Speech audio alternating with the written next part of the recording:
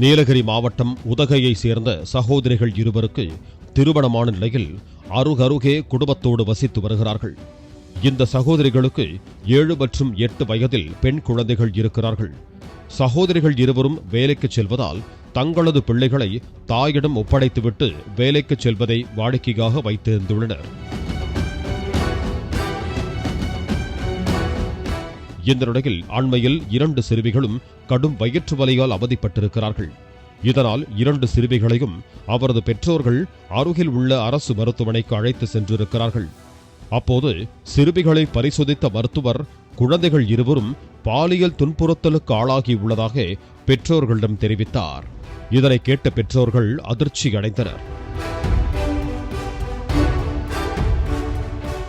பின்னர் அந்த குழந்தைகளிடம் என்ன நடந்தது என பெற்றோர் பொறுமையாக கேட்டபோது பல அதிர்ச்சி தகவல்கள் வெளியாகின.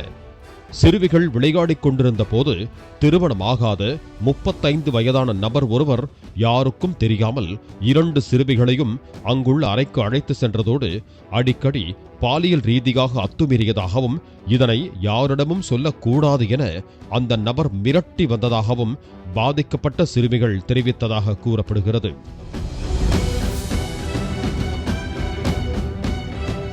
இதனை கேட்டு ஆத்திரமடைந்த குழந்தையின் பெற்றோர் மற்றும் உறவினர்கள் உடனே சம்பந்தப்பட்ட நபரை சரமாரியாக தாக்கி தர்மடி கொடுத்திருக்கிறார்கள்.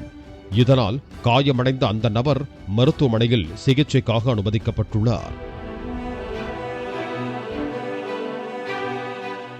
மேலும் பாதிக்கப்பட்ட சிறுமிகளின் பெற்றோர் உதகை அனைத்து மகளிர் காவல் நிலையத்தில் புகார் அளித்ததை தொடர்ந்து போலீசார் போக்சோ வழக்கு பதிவு செய்திருக்கிறார்கள். காயமடைந்த நபர் மருத்துவமனையில் இருந்து டிஸ்சார்ஜ் ஆனவுடன் கைது செய்து சிறையில் அடைக்கப்பட உள்ளதாக தகவல் வெளியாகி உள்ளது. பாலிமர் செய்திகளுக்காக நீலகிரி செய்தியாளர் விஜய சுந்தரம்.